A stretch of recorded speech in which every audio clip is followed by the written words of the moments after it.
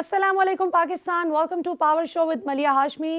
नाज़रीन, बहुत ही interesting situation है। आज 14 साल बाद शहबाज शरीफ साहब की चौधरी बरादरान के घर तशरीफ आवरी हुई और वो सियासी हरीफ जो पंजाब में एक दूसरे को शदीद टफ टाइम देने के ख्वाहां थे हमेशा से और देते भी आए। हमने देखा कि जब 2008 में शहबाज शरीफ साहब ने बतौर वजीर आला चार्ज संभाला और पंजाब में जब नून लीग की हुकूमत आई तो काफ लीग के बहुत से ऐसे मंसूबे जो बड़ी मेहनत से काफ लीग ने किए थे उनको डिस्क्रेडिट किया गया। सिमिलरली नून लीग ने जो बहुत मेहनत से कुछ काम किए, मंसूबे किए, इंफ्रास्ट्रक्चर डेवलपमेंट में तो कोई शक नहीं है। अब करप्शन होती है नहीं होती ये एक अलग बहस है, लेकिन बहरहाल लाहौर का तो नक्शा बदल कर रख दिया शहबाज शरीफ साहब ने। और तो और शादियां कम अज कम 10 बजे फंक्शंस खत्म करवा देते थे। लाहौरियों को जरा डिसिप्लिन में ले आए थे शहबाज शरीफ साहब, हेलमेट फर्ज कर दिया था। सो पाकिस्तान की यूथ को काफ़ी डिसिप्लिन किया था शहबाज शरीफ साहब ने, लेकिन काफ लीग ने कभी भी उनके कोई से भी अच्छे इनिशिएटिव्स को ना तो अप्रिशिएट किया और ना ही कभी नून लीग की तरफ अपना सॉफ्ट कॉर्नर दिखाया। यही हाल नून लीग का भी काफ लीग की तरफ रहा। जिस तरह सिंध में हम देखते हैं कि पीपल्स पार्टी का एक जो राज है उसमें वो नून लीग के साथ भले फेडरल लेवल पर जितनी मर्जी शराकतदारी दिखाएं बयानिए की हद तक, लेकिन वो कभी भी अपने वोट और पावर शेयरिंग के चक्कर में नहीं आने देते नून लीग को अपने साथ। सो ये कुछ बहुत ही इंटरेस्टिंग पॉलिटिकल डायनामिक्स हैं और इस वक्त तमाम ऑपोजिशन जमातें इमरान खान साहब के खिलाफ मुत्तहिद हो गई हैं। अब ये देखना है कि तहरीक अदम एतमाद आ पाती है या नहीं, और अगर वो आती है तो लॉन्ग मार्च से पहले आती है या बाद में आती है, लॉन्ग मार्च किस हद तक कामयाब हो पाता है। इन तमाम इश्यूज पर बात करेंगे। हमारे साथ इस वक्त मौजूद हैं JUIF के मुमताज़ रहनुमा आप डॉक्टर कामरान मुर्तज़ा साहब। डॉक्टर साहब, हमें ज्वाइन करने के लिए बहुत बहुत शुक्रिया। जी डॉक्टर साहब, क्या सूरत हाल है? हम देखते हैं कि पंजाब के शदीद सियासी हरीफ आज हलीफ बनने के लिए तैयार हैं इमरान खान साहब के खिलाफ। आप किस तरह से इस सारी सिचुएशन को एनालाइज कर रहे हैं और तहरीक अदम एतमाद के हवाले से आपकी क्या अंदर की खबर है, कब तक ये टेबल होने जा रही है? देखिए, सूरत हाल इस नहज पे पहुंचा दी गई है कि जहाँ पे कोई ऑप्शन नहीं बचा तमाम सियासी पार्टियों के लिए मासवाए PTI के कि वो इकट्ठे हो जाएं। वजह सिर्फ उसकी ये नहीं कि उनके कोई जाती मफादात है। जाती मफाद तो इत्तेहादियों की शायद मुमकिन है कि अब भी हो रहे हो, मगर मुल्क की मफादात और मुल्क की काज पे जो इस वक्त गवर्नमेंट चल रही है तो इस वजह से जो है ना वो इत्तेहादी उनके साथ मेरा ख्याल है कि छोड़ना चाह रहे हैं। वो उस मजीद जो इस बोझ को उठाना नहीं चाह रहे। तो ये इसकी बेसिक बुनियादी वजह है। इसके बाद एक और जो सोच ज़हन में है लोगों के कि अगर 1.5 साल के बाद अगर इलेक्शन होते हैं और 1.5 साल तक जो है ना वो जो भी सूरत हाल होगी वो इस मुल्क की उसको फिर बाद में मजीद संभालना जो है मुश्किल हो जाएगा। अब भी मुश्किल है मगर उस वक्त मजीद मुश्किल हो जाएगा। तो इस तरह से जो है ना ये लोग जहन साजी हुई है और मुमकिन तौर पर जो है ये बात हो रही है, दोस्तों से बात हो रही है। अल्टीमेटली फैसला दोस्तों ने और क़यादत ने करना है, मगर ये मेरा ख्याल है कि ये इसी में टेबल होने जा रही है शायद। ठीक है। अच्छा डॉक्टर साहब, ये लॉन्ग मार्च से पहले टेबल होने जा रही है या लॉन्ग मार्च एग्जीक्यूट करने के बाद आप फैसला करेंगे कि इसको टेबल किया जाए? ये तो थोड़ा सा सस्पेंस तोड़े ना आवाम के लिए। नहीं, मेरा ख्याल है कि लॉन्ग मार्च से पहले जो है ये टेबल हो जाएगी। ये अब मामला में तेजी आ रही है। अच्छा। और उसमें जो चौधरी साहबान जो है ना उसमें सबसे मेरा ख्याल है कि बेहतर प्लेयर जो है वो अगर वो छोड़ देते हैं तो अगर वो प्ले कर लेते हैं बेहतर तौर पे और उनके साथ एक दो और पार्टियां हैं इस तरह से या ग्रुप्स हैं, तो मेरा ख्याल है कि ये हफ्तों की बात भी नहीं रहेगी, ये दिनों की बात आ जाएगी। अगर छोड़ दें, ये तो हम सब जानते हैं कि अगर काफ लीग PTI का साथ छोड़ दे पंजाब में फेडरल लेवल पर तो जाहिर है कि बहुत बड़ा डेंट पहुंचेगा PTI हुकूमत को, सूबाई सतह पर भी और वफाकी सतह पर भी। लेकिन सवाल ये है कि क्या फजलुर रहमान साहब की मुलाकात इतनी प्रोडक्टिव रही है, इतनी फ्रूटफुल रही है कि आपको उम्मीद हो कि वो छोड़ने जा रहे हैं? क्योंकि फवाद चौधरी साहब ने अब से कुछ देर कबल कहा कि हमारे जराए बताते हैं कि सिर्फ चाय शाय पिलाई है चौधरी साहब ने और कोई उन्होंने उम्मीद नहीं दिलाई और ना ही वो इनका साथ छोड़ने जा रहे हैं। कामिल अली ने कहा था कि हम रियासत के साथ हैं। देखिए चौधरी साहबान हमेशा मेहरबान रहे हैं। चाय शाय तो वहाँ हमेशा मिल जाती है, सूरत हाल हो या ना हो। वो चाय शाय का कोई मसला नहीं है, बल्कि रोटी शोटी का भी मसला नहीं है। वहाँ पे रोटी भी वो खिलाते हैं, चाय भी पिलाते हैं, मेहरबान है। उसमें एक एक चीज को जो है ना वो आप गौर करिए उस पर कि मौलाना साहब की मुलाकात हुई और उसके बाद फौरन शहबाज शरीफ साहब की मुलाकात होने जा रही है जी। जिस तरह से फवाद चौधरी साहब इरशाद फरमा रहे हैं, अगर ऐसी बात होती कि हम्म। चाय शाय और उसके बाद कोई जो है ना उम्मीद की बात ना होती या उन्होंने ना उम्मीदी जो है ना वो वहां से लेके आते मौलाना, तो फिर ये मुमकिन नहीं था कि ये दूसरी मुलाकात उसके बाद होने जा रही होती। तो इसमें कुछ चीजें यकीनन पॉजिटिव होंगी, यकीनन अभी बहुत सारी चीजें जो ना उन्होंने क्लियर होना है, मगर जो ना वो हम अच्छा, दुरुस्त समझ में जा रहे हैं। ऐसा भी तो डॉक्टर साहब, सेनेटर साहब, ऐसा भी तो हो सकता है ना कि वो अपना सिर्फ वजन बढ़ाना चाह रहे हो हुकूमत के आगे, कि थोड़ी सी हम अपना मसल फ्लेक्स करके दिखाएं कि हमारी भी बातचीत चल रही है, और एंड पे जिस तरह 3.5 साल में उन्होंने हुकूमत का साथ नहीं छोड़ा, इस दफा भी ऐसा ही हो जाए। देखिए वजन उनका वैसे भी बढ़ा हुआ है, वजन उनका कम नहीं है। उनके बगैर तो गवर्नमेंट चल नहीं पा रही। पता नहीं वो तो उनका वजन अगर कम जो फील किया है वो पीटीआई ने फील किया है या इमरान खान साहब ने फील किया है। अदरवाइज चौधरी जो है ना वो खासे एक्टिव, इफेक्टिव और वजनदार किस्म के लोग हैं। तो उसमें कोई ऐसी बात नहीं है कि वो सिर्फ वजन बढ़ाएंगे या कोई थोड़ा बहुत जो है ना कहीं गवर्नमेंट से कोई बेनिफिट से लेंगे। वो दोस्त रखते हैं, तो निभाने वाले इस तरह के लोग। बिल्कुल ठीक। अच्छा डॉक्टर साहब, अब एक बड़ा इंपॉर्टेंट सवाल ये है कि फर्ज किया कि आज 23 मार्च है और लॉन्ग मार्च बहुत कामयाबी के साथ आ जाता है और आपके साथ लोग भी निकल आते हैं, let's assume for a second कि ऐसा हो जाता है, देन व्हाट? आपका आगे क्या रोड मैप है? आगे क्या फिर आप लोग करेंगे? देखिए रोड मैप क़यादत में तय करना होता है। क़यादत के ज़हन में कुछ बातें होती हैं जो उस वक्त जो ना वो अपने या आगे रोड मैप नहीं दिया जाएगा, या इवन बाज़ औक़ात जो ना वो कुछ लोगों के पास मैप आ भी जाता है मगर वो डिस्क्लोज नहीं करते ताकि उसको काउंटर न कर दिया जाए। अच्छा, तो फिर वक्त जो है ना इसको जी, अच्छा अगर फर्ज करें कि मैं यहाँ पे याद, अच्छा डॉक्टर सेनेटर साहब, फर्ज करें कि मैं आपकी सपोर्टर हूं, वोटर हूं, और मैं इमरान खान हुकूमत से बहुत तंग हूं और मैं चाहती हूं कि मैं आपके साथ सड़कों पर निकलूं और हम मिलकर एहतजाज करें और आपके लॉन्ग मार्च का हिस्सा बने, तो मुझे कुछ तो नॉलेज होना चाहिए ना। I have to have something to look forward to, नहीं? होने से पहले सारा रोड मैप दे दिया जाएगा अगर लॉन्ग मार्च की नौबत आई, और अगर उसकी नौबत ना आई और उससे पहले ही गवर्नमेंट घर चली गई तो फिर वो इसकी जरूरत नहीं रहेगी। अच्छा सेनेटर साहब, एक चूंकि आप सेनेट में हैं और हम सब जानते हैं कि पार्लियामेंट में तो पीटीआई की अक्सरियत यकीनन है, उनके इत्तेहादियों की भी, लेकिन सेनेट में आप लोगों की अक्सरियत है। लेकिन ये कैसा इत्तेफाक है कि अभी तक इन 3.5 सालों में यूसुफ रजा गिलानी साहब की बतौर सेनेटर जो मुंतखब हुए, उस इंतखाब में जो आपकी कामयाबी है वो आपकी वाहिद कामयाबी है ऑपोजिशन की अब तक की। सो इसको आप कैसे देखते हैं कि मीडिया पर बहुत कामयाब नैरेटिव आपका चलता है, आप बहुत इफेक्टिवली अपनी अपनी पार्टीज का आप सब लोग नैरेटिव बयान करते हैं, ऑपोजिशन जमातें, लेकिन जब प्रैक्टिकली किसी बिल को अपोज करने की बारी आती है, जब प्रैक्टिकली इमरान खान हुकूमत को शिकस्त देने की बारी आती है, तो हम देखते हैं कि आपके अपने ही लोग दाएं बाएं हो जाते हैं। तो इसको आप कैसे देखते हैं और इसको कैसे अब इस बार आप काउंटर करेंगे? देखिए उसमें दो वर्जन है। एक वर्जन तो वो वर्जन में जिसको दोष दे रहे हैं, जो उन्होंने अपनी एक्सप्लेनेशन दी हैं कि जी एजेंडा देर से आया था और हम नहीं पहुंच सके, फोक थी वगैरह वगैरह। दूसरा वर्जन ये है कि जी बाज़ औक़ात जो ना वो स्टेट के मफादात इतने होते हैं कि जिसमें जो ना वो लोग एक एक्सटेंट तक जो ना वो चलते हैं अपोजिशन के, और फिर जो ना वो स्टेट की मफादात की वजह से जो ना, या वो स्टेट से आप डीप स्टेट कह लीजिए, उनके मफादात की वजह से या उनके कहने की वजह से सही वो फिर रास्ते जो ना बदल देते हैं या एक हद तक आगे आके रुक जाते हैं। ठीक है। और ये रुक जाते हैं तो जाहिर है ये उनकी मजबूरी होगी, फिर दोनों बातें मुमकिन है। अच्छा, तो मजबूरी, यही तो बात है, फिर ये जो मजबूरी उनकी होती है तो क्या पता कि उनको इमरान खान का नैरेटिव ज्यादा अपील करता हो। देखिए उनको नैरेटिव अपील नहीं करता।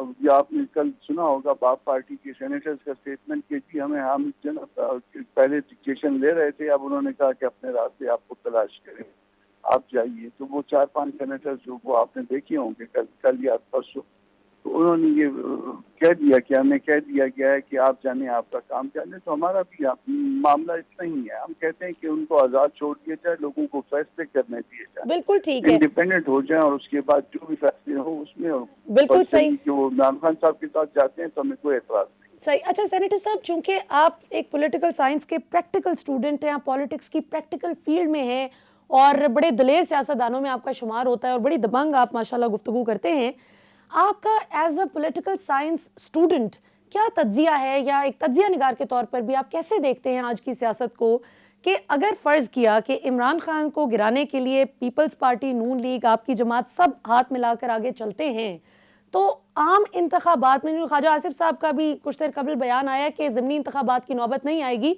आम इंतखाबात हो जाएंगे, तो क्या आम इंतखाबात में जो एक दूसरे के सियासी हरीफ हैं, जो शेर, तीर, तराजू इन मुख्तलिफ साइंस से लड़ते हैं, तो आपको नुकसान नहीं होगा प्रैक्टिकली अपनी फील्ड में, जब प्रैक्टिकल अमल में आप देखिए हमारा एक असूली मौक़िफ़ है। असूली मौक़िफ़ ये है कि अदारे हमारे अपने अदारे हैं, इस्टेब्लिशमेंट हमारी अपनी इस्टेब्लिशमेंट है, प्रोवाइडेड कि ये दस्तूर के मुताबिक चलें, कानून के मुताबिक चलें, मुदाखलत ना करें सियासी निज़ाम के अंदर। तो अगर वो सियासी निज़ाम के अंदर मुदाखलत बंद हो जाती है तो उसके बाद फ़ायदा होता है या नुकसान, एक असूली बात मान ली जाएगी। जब असूली बात मान ली जाएगी तो तरक्की का जो रास्ता है वो हम उस तरफ रवाना हो जाएंगे। और ये कैसे पता चलेगा कि मुदाखलत नहीं हुई? देखिए वो चंद पार्टियों के इंडिपेंडेंट होने से आपको पता चल जाता है कि वो मुदाखलत बंद हो गई, और जब वो मुदाखलत बंद हो जाती है तो वो अपने फैसले खुद करते हैं। जब बहुत सारी पार्टियां, बहुत से दोस्त ऐसे हैं कि वो अगर मीडिया में ना भी कह सके, मगर वो जब तन्हाई में हमारे साथ बैठते हैं तो वो इस बातों को तस्लीम करते हैं कि उनके ऊपर प्रेशर है। अच्छा। जब वो प्रेशर नहीं रहेगा और सारे मामला से इंडिपेंडेंट चलेंगे तो किसी को कोई गिला शिकवा नहीं होगा इस मामले में। ये बताइए कि अब बस आखिरी 2 सवाल आपसे करूंगी, बहुत शुक्रिया आपने इतना वक्त निकाला।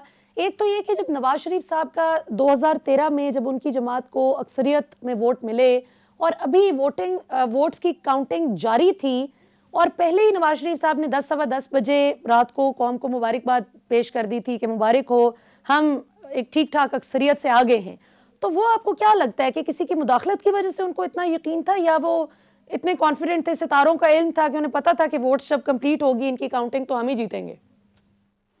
देखिए बाज़ औक़ात पॉलिटिकल स्टेटमेंट्स भी होती हैं, बाज़ औक़ात आदमी जो है ना वो एक टेंडेंसी चेक कर लेता है और टेंडेंसी से जो है ना उसको थोड़ा सा अंदाजा हो जाता है तो पॉलिटिकल स्टेटमेंट्स दी जाती हैं ताकि कारकुनों का हौसला बढ़े। फजलुर रहमान साहब ने क्यों नहीं मुबारक दी? ये बात भी मुमकिन है कि उनको इंफॉर्मेशन हो, और क्योंकि पाकिस्तान के इलेक्शन जो है ना वो 70 के इलेक्शन के बाद जो है ना वो कभी भी फेयर और फ्री नहीं हुए, और उसमें किसी हद तक मैनेजमेंट होती है। तो जब मैनेजमेंट होती है तो अगर आज इस एंड पे इमरान खान साहब हैं तो कल इस एंड पे कोई और होता होगा, मुझे नहीं पता इस बात का, मगर ये नहीं होना चाहिए। ये असूली तौर पे इस बात का फैसला अब हो जाना चाहिए। पाकिस्तान बने 74 साल हो रहे हैं कि मुदाखलत जो है इस किस्म की नहीं होनी चाहिए, और लोगों के फ्री बिल छोड़ देना चाहिए, जिसको भी इलेक्ट करें और उसको जो ना वो अवाम की खिदमत करें। अच्छा सेनेटर साहब, आपने भी देखा होगा जब इमरान खान साहब वजीर आजम के तौर पर जब मुंतखब हुए थे, और हम तो यही कहेंगे कि मुंतखब हुए थे, आपका और बयानिया है, हुकूमत ज़ाहिर है उसको काउंटर करती है, लेकिन जब इमरान खान साहब 2.25 करोड़ वोट्स लेकर मुंतखब हुए बतौर वजीर आजम पाकिस्तान, तो उस दिन नेशनल असम्बली में बहैसियत वजीर आजम पाकिस्तान जो उनकी पहली तकरीर थी, वो ज़ाहिर है आप मुझसे बहुत ज़्यादा एक्सपीरियंस हैं और ज़ाहिर सियासत में आपने भी बड़ा एक तनकीदी निगाह से देखा होगा कि पाकिस्तान की तारीख में कभी ऐसा नहीं हुआ कि कोई वजीर आजम आए और उसको तकरीर तक ना करने दी जाए, और हुल्लड़बाजी, शोर, कागज़ उठा उठा के फेंकने, और फिर यह कि पूरे 3.5 साल एक मुसलसल बड़ी एग्रेसिव ऑपोजिशन रही है जिसका पूरा फोकस गालिबन अवाम की नज़र में हमें यही नज़र आता है कि एक पावर की जंग है कि हमें पावर मिल जाए। कोई रोड मैप नहीं नज़र आता कि अगर उनको निकाल कर नवाज शरीफ साहब की आ जाती है जमात, या आपकी जमात, या पीपल्स पार्टी, तो आप लोग कैसे अवाम को इन मसाइल से निकालेंगे जिसमें मुल्क 35-40 साल से जिनका शिकार है? तो आपको नहीं लगता इमरान खान साहब के साथ ये ज़रा ज्यादती कर दी है थोड़ी सी? अगर 5 साल अच्छी तरह देते उन्हें, बगैर इस तरह की वो हर रोज़ लॉन्ग मार्च, हर रोज़ इस तरह का वो, और प्रोडक्टिव कंस्ट्रक्टिव क्रिटिसिज्म आप लोग करते, तो अवाम का भी भला होता और इमरान खान साहब 2023 तक अगर ना परफॉर्म कर पाते तो वो कभी भी ये ना कह पाते कि जी मैं तब्दीली लेकर आऊंगा। क्या कहते हैं आप? देखिए, ये गिला आप जेयूआई से कर सकती हैं शायद। जेयूआई ने पहले दिन से उनको अपोज किया, मगर पीपल्स पार्टी और बाकी जमातों ने उनको किसी हद तक जो है ना फ्री हैंड दिया, और उस फ्री हैंड देने के बावजूद जो है चूंकि पार्लियामानी तजर्बा नहीं था, साहब क्रिकेट खेलते आए थे और उनका ज्यादा से ज्यादा मैक्सिमम जो एक्सपीरियंस था वो 11, 12, 15 खिलाड़ियों की हद तक था, और उनको बाकी लोगों को साथ लेके चलना नहीं आता था। तो इसलिए बाकी लोगों की जो उनको ब्लेसिंग थी डायरेक्टली या इनडायरेक्टली, वो उससे आहिस्ता आहिस्ता महरूम होते गए, और वो बाकी साथियों को, बाकी इवन अपने पार्टी के दोस्तों को लेके नहीं चल पाए। पार्लियामानी जमहूरियत का उनका जो कॉन्सेप्ट है वही शायद क्लियर नहीं है। तो ये इमरान खान, हम ये साबित हुआ अल्टीमेटली कि इमरान खान साहब जो है ना वो नाकाम हुए, और जब नाकाम हो गए और वो एक तरह से सिक्योरिटी रिस्क की सूरत इख्तियार कर गए मईशत के हवाले से और बाकी कई हवालों से पाकिस्तान के लिए, तो देन वो फिर बाकी पार्टियां जो उनके बारे में नरम रवैया रखती थी, उन्होंने भी वो रवैया इख्तियार करना शुरू किया जो जेयूआई का पहले दिन से था। अच्छा, तो यानी आपको क्या लगता है कि 2023 तक अगर इमरान खान को मौका नहीं मिलता और अभी उनका धड़न तख्ता कर दिया जाता है अगले महीने या और 10, 15, 20 दिन में, तो इससे इमरान खान को फायदा होगा या नुकसान होगा? आपको फायदा होगा या नुकसान होगा पॉलिटिकली? यहाँ पे दो थ्योरीज हैं। एक थ्योरी तो वो है जो इमरान खान खुद जो है ना वो बहुत लोगों को डराते भी हैं कि मैं बाहर आके बहुत खतरनाक दूंगा, तो बाहर आके ये जो है इनके ऊपर अंडे और टमाटर फेंके जाएंगे, जितनी महंगाई हो गई है वो कोई खतरनाक नहीं होंगे। एक थ्योरी जो है ना वो इमरान खान साहब वाली है, और दूसरी थ्योरी वो बाज़ पार्टियां भी उस वक्त जो है शुरू में चाह रही थी कि इनको जो है ना वक्त पूरा करने दिया जाए ताकि पूरी तरह एक्सपोज हो जाए और उसके बाद इस तरह से आके जो है ना कल कोई प्रॉब्लम ना करें। मगर इस वक्त मसला ये है कि इस वक्त मुल्क के लिए मसला जो है वो बहुत संगीन होता जा रहा है। आप देख लीजिए कि खुद उन्होंने जो है ना वो असनाद तकसीम करनी शुरू कर दी है, और उनकी 50 वजारतों में से जिसमें से 10 उन्होंने शायद खुद रखी हुई है, और उन्होंने सिर्फ 10 को जो है ना 1 से लेके 10 तक नंबर दिए हैं, और जो उन्होंने खुद रखी है उसमें भी एक वजारत उनकी अपने उसमें अंदर नहीं है। इवन उनकी मईशत के हवाले से जो वजारत है, तरीन साहब अभी उन्होंने जो है कराची से उनको सफर करवाया, पहले पंजाब का और उसके बाद जो है ना वो KPK का, वो भी जो है ना वो आज जो है ना हुकूमत को कहते हैं कि जब कप्तान कहेगा तो हम छोड़ देंगे, तो वो भी नाउमीदी के शिकार है। तो इस नाउमीदी में हुकूमत या मुल्क किस तरह से चलेगा? अच्छा, ये ऑपोजिशन का आप लोगों का शिकवा एक बिल्कुल 100% दुरुस्त है कि फाइनेंस हो, एनर्जी हो, पावर है, ये क्या है, फॉरेन मिनिस्ट्री है, जिसका खास तौर पे कहा जाता है कि PTI हुकूमत क्लेम करती है कि हमारी फॉरेन पॉलिसी बहुत बेहतर है नून लीग की निस्बत, जो 4 साल इनका बिल्कुल डिस्फंक्शनल फॉरेन ऑफिस रहा। और जाहिर है हमने फॉरेन अफेयर्स के फ्रंट पे तो बहुत कामयाबियां देखी भी, लेकिन ये शिकवा आप लोगों का बिल्कुल बजा है कि जो मोटी मोटी आपकी परफॉर्मेंस की बेसिक चीज़ें होती हैं, जब आप उन्हीं में वो मिनिस्ट्रीज टॉप 10 में भी फॉल नहीं कर रही, तो आपने फिर परफॉर्म किया क्या है? तो बस आखिर में मैं आपसे यही पूछना चाहूँगी कि आपको क्या लगता है कि आप लोग कामयाब हो के इमरान खान को घर भेज कर अब वापस आएंगे, या फिर इस दफ़ा फिर जो पिछले 3.5 साल से हो रहा है वही होगा? कोई एक हमें येस नो में जवाब दें, ताकि अगली बार इस लॉन्ग मार्च और इस तहरीक अदम एतमाद अगर ये टेबल होती है तो उसके बाद फिर हम आपको दोबारा से प्रोग्राम में मदऊ करें और पूछें कि आपका जो सवाल का जवाब था वो किस हद तक दुरुस्त साबित हुआ। एतमाद कामयाब हो जाएगी या फिर जो ना लॉन्ग मार्च के नतीजे में जाएंगे, इसका जवाब जो है ना वो इस बात में है, और इमरान खान साहब ने जाना ही जाना है, इसके अलावा इंशाअल्लाह कोई और बात नहीं है। और 2022 में ही जाना है, 2023 में आप कहते हैं कि कोई चांस नहीं है, अब मजीद 1 साल 1.5 साल नहीं पूरे करेंगे? इलेक्शन 2022 में नहीं होना है। अच्छा, यानी यू श्योर कि अब अगले जनरल इलेक्शन 2022 में आ रहे हैं? जी इंशाअल्लाह। चलें, बहुत शुक्रिया डॉक्टर कामरान मुर्तज़ा साहब, सेनेटर साइन करने के लिए बहुत बहुत शुक्रिया। नाज़रीन, आपने सेनेटर कामरान मुर्तज़ा साहब की गुफ्तगू सुनी, उनसे हमने चंद बहुत बर्निंग क्वेश्चंस किए जो हर पाकिस्तानी के जहन में आते हैं। बहुत से सवालात जो हुकूमत से पूछे जाने चाहिए वो भी हम उनसे पूछते हैं, बहुत से सवालात जो अपोजिशन से पूछे जाने चाहिए वो भी हम आवाम के कंसर्न्स उनके आगे रखते हैं। हुकूमत के लिए सबसे बड़ा चैलेंज ये है कि महंगाई का एक बहुत बड़ा फैक्टर शायद अवाम को ऑपोजिशन की मोहब्बत में ना भी सही और इमरान खान की नफरत में ना भी सही, लेकिन अपने बजट की बहाली के लिए और अपना पेट जो वो पालता है बड़ी मुश्किल से गरीब आदमी, उसकी बेहतरी के लिए वो बड़ी हद तक निकलेगा। जो भी कोई उसके हक में आवाज बुलंद करके निकलेगा वो उसके साथ निकलेगा, इर्रिस्पेक्टिव ऑफ द फैक्ट कि माजी में 30 साल 40 साल भले उन्हीं की हुक्मरानी हो, लेकिन अवाम को इस बात से गर्ज नहीं, गरीब आदमी को अपनी रोटी पूरी करनी है। जबकि ऑपोजिशन का बहुत ही दिलचस्प मरहला है, अगर वो इमरान खान साहब को तहरीक अदम एतमाद के नतीजे में घर भेजने में कामयाब हो जाते हैं तो इमरान खान साहब तो कहते हैं कि मैं ज्यादा खतरनाक होकर ऑपोजिशन में वापस आऊंगा, उनका क्लेम एक अपनी तरफ। लेकिन असल सवाल फिर ये होगा कि रोड मैप क्या होगा आगे, क्या वो उन मसाइल को फौरी तौर पर एड्रेस कर सकेंगे या फिर इमरान खान अवाम को बहुत इफेक्टिवली ये बताते हुए हमें नजर आएंगे कि जी मैं आया तो कर्जों का बहुत ही बोझ था हमारी मईशत पर, उसके बाद कोविड ने आ लिया, उसके बाद अभी टेक ऑफ कर ही रही थी मईशत, अभी हमारे जो प्रोजेक्ट्स थे जिनका 2023 तक एक रिजल्ट आप देख सकते विजिबली, वो अभी नजर आना शुरू होने ही वाला था कि इन्होंने धड़म तख्ता कर दिया। सो ये बहुत इंटरेस्टिंग चीज़ है क्योंकि ऑपोजिशन अगर इसमें कामयाब हो जाती है तो हो सकता है कि आगे अगली जो हुकूमत आए वो इमरान खान साहब से बेहतर परफॉर्म करके इमरान खान साहब के सियासी करियर को हमेशा के लिए ख़त्म कर दे।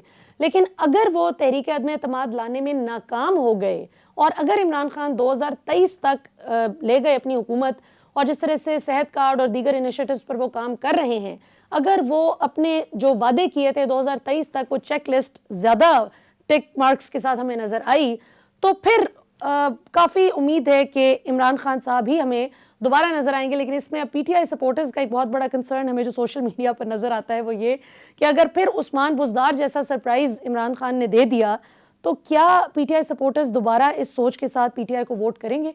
सो ये कुछ बहुत ही इंटरेस्टिंग सवालात हैं, डू और डाई है। अब जो भी इस बार हारेगा वो पक्का पक्का हारेगा, ऑपोजिशन बिल्कुल कमजोर हो जाएगी 2023 तक नहीं 2028 तक अगर वो इमरान खान के खिलाफ तहरीक अदम एतमाद में नाकाम हो जाती है। लेकिन अगर वो कामयाब हो जाते हैं और एक्चुअली कोई अच्छा रोड मैप लाकर डिलीवर करने में कामयाब हो जाते हैं तो फिर इमरान खान साहब के सियासी करियर पर बहुत बड़ा क्वेश्चन मार्क होगा।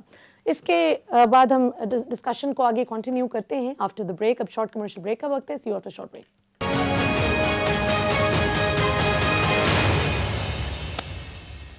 वेलकम बैक नाज़रीन। ब्रेक से पहले गुफ्तगू हो रही थी JUIF के मुमताज़ रहनुमा जनाब सेनेटर कामरान मुर्तज़ा साहब से। उनसे हम ज़रा ऑपोजिशन की स्ट्रैटेजी समझने की कोशिश कर रहे थे और आज का प्रोग्राम हमने वक्फ कर दिया है ऑपोजिशन की स्ट्रैटेजी समझने के लिए, ताकि एक एक करके हमें दोनों साइड्स की क्लैरिटी मिलनी चाहिए कि वो एग्जैक्टली क्या सोच रहे हैं, उनका अगला रोड मैप क्या है। इस हवाले से हमने पीपल्स पार्टी के सेक्रेटरी जनरल जनाब नैयर बुखारी साहब को भी जहमत दी कि आज वो वक्त निकालें, अपने कीमती वक्त में से हमें कुछ वक्त दें और ज़रा हमें समझने का मौका दें कि पीपल्स पार्टी की क्या सोच है इस हवाले से। नैयर बुखारी साहब, हमें ज्वाइन करने के लिए बहुत बहुत शुक्रिया। जी नैयर बुखारी साहब, मुझे आपको मेरी आवाज़ आ रही है?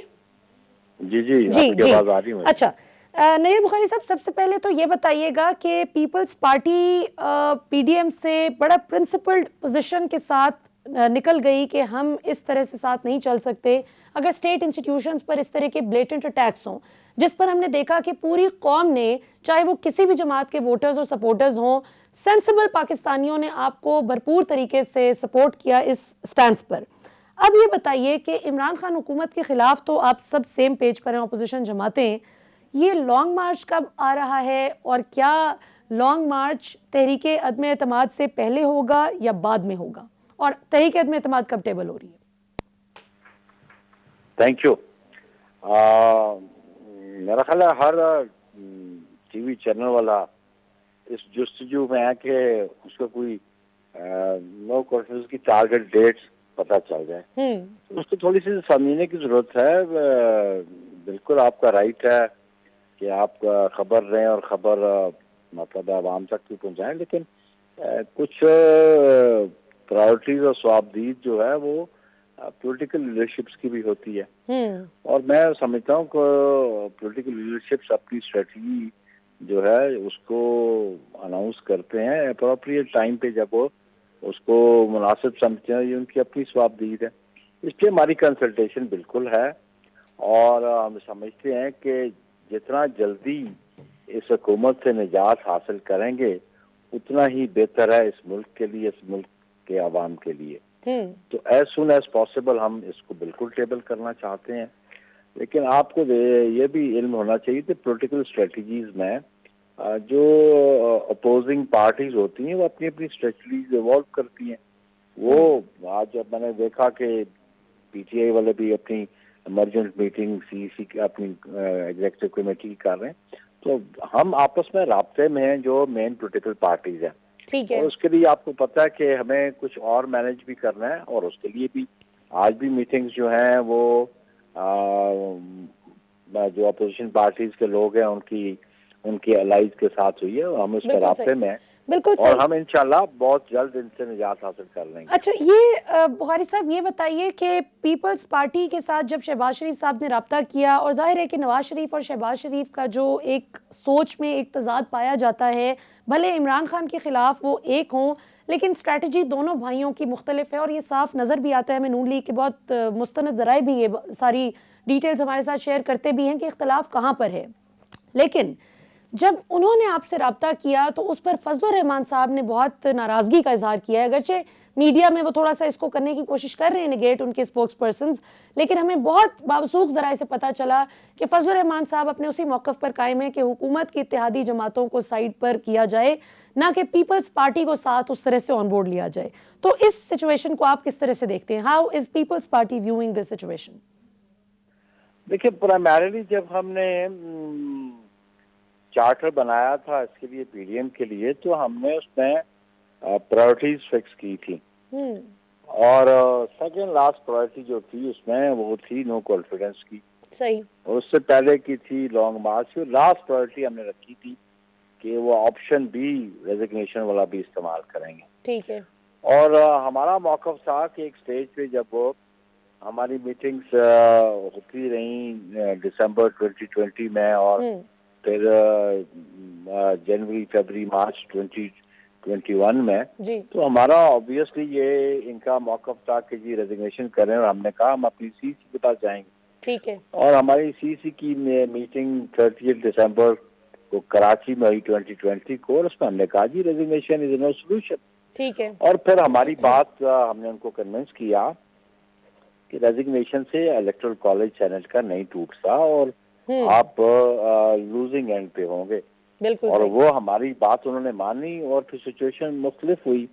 बाय इलेक्शंस भी हमने जीते, और सेनेट में आज जो हमारी स्ट्रेंथ है वो हमारी पीपल्स पार्टी की स्ट्रेटेजी थी जिसको अडॉप्ट किया। कोई शक नहीं। बिल्कुल। इसलिए आप लेट मी कंप्लीट नाउ।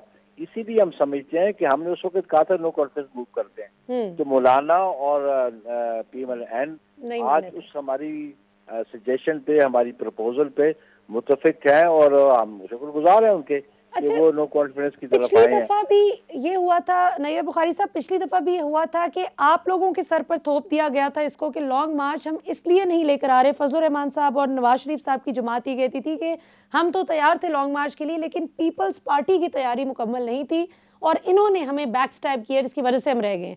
तो इस दफा क्या आपको लग रहा है कोई ऐसी खप पड़ सकती है दोबारा से? ख्याल है आपने जो क्वेश्चन फॉर्मुलेट किया है वो फैक्ट्स पे बेस्ड नहीं है, और चौधरी मंजूर साहब इसमें गवाह हैं सर, वो ऑन रिकॉर्ड उनकी स्टेटमेंट मौजूद है, उन्होंने खुद ये इस चीज को एडमिट किया था कि जिस मीटिंग में ये तय हुआ था, मैं उस मीटिंग में पार्टिसिपेट कर रहा था जो 16 मार्च 2021 को हुई थी, और 25 मार्च की टारगेट डेट थी, और उसपे पीडीएम की दीगर जमातों ने ये कहा कि हम जब इस्लामाबाद पहुंचेंगे तो रेजिग्नेशन सेंटर करेंगे। तो हमारा मौक़िफ़ था, तो ये तो कभी डिसीजन नहीं था, ये सब्सिक्वेंटली दो जमातों ने मुसल्लत करने की कोशिश की है, और इस बात बेसिक हमारा डिसएग्रीमेंट इसी बात पे था। ठीक है। जो हमारा डिसएग्रीमेंट हुआ और जिससे हमारी अलर्जी भी हुई पीडीएम से, और पीडीएम और हमारे आपस में खलीज होगी। बुनियादी बात ये थी कि उस 16 मार्च की मीटिंग पे ये बात इशू रेज हुआ था कि जब हम इस्लामाबाद पहुंचेंगे तो मैं समझता हूँ उस वक्त शायद वो दीगर जमातें तैयार नहीं थी, पीपल्स पार्टी तो तैयार थी, हमने तो अपना होमवर्क किया हुआ था। आज भी हमारा होमवर्क है और उनकी जमातों का भी जो उन्होंने 23 मार्च को करना है वो करेंगे। देखिए, ये बात ये है कि ये पॉलिटिकल प्रोसेस है, इस प्रोसेस में सियासी जमातें अपने एफर्ट्स करती रहती हैं, बिल्कुल और सही। हमारा ये एफर्ट अच्छा, है और ऑब्जेक्ट हमारा ये है कि हुकूमत से हम निजात हासिल करें। अच्छा नैयर बुखारी साहब, इसमें कोई शक नहीं है कि जब ये हमने 1.5 साल पहले सारी पीडीएम बनी, तश्कील हुई, सितंबर 2020 ऑनवर्ड्स हमने देखा कि नून लीग और फजलुर रहमान साहब की जमात बड़ी जज्बाती फैसले करते थे, बड़े बड़े बयान भी देते थे, अब आर या पार होगा इंशाल्लाह, ऐसे घर भेजेंगे वैसे भेजेंगे। लेकिन पीपल्स पार्टी ने अपनी बड़ी एक ना बड़ी प्रैक्टिकली फीजिबल अप्रोच रखी, जो समझ भी आती थी कि वो बातें आप लोगों ने वो की जो हो भी सकती थी, और फिर इसका डायरेक्टली बराह रास्त फायदा नून लीग को हुआ, जो आपने बाई इलेक्शंस में पार्टिसिपेट करने का मशवरा दिया। आपने कहा जी बॉयकॉट ना करें, बाई इलेक्शंस में जाना चाहिए, और जाहिर है कि उसमें नून लीग ने बहुत सी सीट्स बैग की। अभी अलग बात है कि पीटीआई कहती रहे कि जी विनिंग मार्जिन कम हो गया, लेकिन देखा यह जाता है कि जीता कौन और शिकस्त किसको हुई, इसमें कोई शक नहीं। लेकिन अब आप ही की जमात के कुछ जराए हमें बताते हैं कि ये धड़न तख्ता की जो बात करते हैं कि हम इनका तख्ता उलट देंगे, हमने कोई नहीं आम इंतखाबात से पहले कोई इस किस्म के किसी एडवेंचर का हिस्सा बनना, पीपल्स पार्टी सिंध हुकूमत नहीं गिराएगी। अभी आप क्या कहेंगे इस हवाले से? क्या ये रूमर्स दुरुस्त हैं जो आपकी जमात से आ रही हैं? मेरा ख्याल है ये रूमर्स ही हैं। बात यह है कि नो कॉन्फिडेंस के बारे में मौलाना फजल रहमान साहब की स्टेटमेंट है कि हम सेंट्रल गवर्नमेंट में हम नो कॉन्फिडेंस हम नहीं लेके आएंगे, बाकी सूबों में लेके आएंगे। लेकिन ये आइन में कहीं भी दर्ज नहीं है कि जब नेशनल असेंबली में नो कॉन्फिडेंस मूव हो तो उसके साथ किसी प्रोविंशियल असेंबली में मूव हो जाए। ये तो कहीं लाजमी बात नहीं है। तो बेसिक हमारा ऑब्जेक्ट जो है वो फेडरल गवर्नमेंट जो है इमरान खान की गवर्नमेंट से निजात हासिल करने। अच्छा, तो आप फ्रेश इलेक्शन की तरफ जाने के लिए पीपल्स पार्टी तैयार है कि कल होते हैं फ्रेश इलेक्शंस, तो पीपल्स पार्टी तैयार है पार्टिसिपेट करने के लिए? हम समझते हैं कि इस मुल्क के जो मसाइल हैं उनका हल नए इलेक्शंस में है, और पाकिस्तान पीपल्स पार्टी ये बात समझती है, दीगर जमातें भी ये समझ रही हैं। अब देखें ना, ये जो बात लोग ये कहते हैं कि जी 1.5 साल के लिए बैठना चाहते हैं, 1.5 साल में कोई गवर्नमेंट आके इन इशू को रिजॉल्व नहीं कर सकेगी। बिल्कुल बिल्कुल सही बात है। बड़ा शॉर्ट टर्म होगा। हम फ्रेश मैंडेट चाहते हैं, जिसको अवाम फ्रेश मैंडेट दें, बिल्कुल सही, आके मुल्क के मसाइल हल अच्छा, ये जो शहबाज शरीफ साहब की और जरदारी साहब की मुलाकात हुई है और उसके बाद जो ये कहा गया है कि हम एक ऐसा लाहेमल लाने पर गौर कर रहे हैं कि इलेक्शन के बाद सीट एडजस्टमेंट कर ली जाए, कुछ मिलाकर कोई मुश्तरका सेटअप बना लिया जाए, तो बुखारी साहब आप तो सियासी तौर पर इंतहाई ज़ीरक सियासतदान है, बहुत जानते हैं, सेक्रेटरी जनरल अपनी पार्टी के, क्या पीपल्स पार्टी ये अफोर्ड कर सकती है कि वो नून लीग के साथ पंजाब में और सिंध में इस तरह का इश्तराक कर ले? एक तरह का आपके वोटर्स डिस्ग्रंटल्ड नहीं फील करेंगे कि यही वो नवाज शरीफ साहब थे जो बीबी के खिलाफ कितना कुछ करते रहे और आज हम उनसे हाथ मिला लें? देखिए, दीज आर ऑल स्पेकुलेशंस ना जी। और आप ये देखिए, सियासत में परमानेंट मुखालफतें और परमानेंट दोस्तियां नहीं होती हैं। आप देख लें कि हम 90s की पॉलिटिक्स को देख लें, फिर आप 2006 की पॉलिटिक्स को देख लें, जब हमने चार्टर ऑफ डेमोक्रेसी साइन किया। आप 2007 के इंतखाबात को देख लें, मियां नवाज शरीफ साहब कंटेस्ट नहीं करना चाहते थे, मोहतरमा बेनजीर भुट्टो शहीद साहब ने इनको परसुएट किया कि फ्रेश इलेक्शंस आप इलेक्शन में पार्टिसिपेट करें।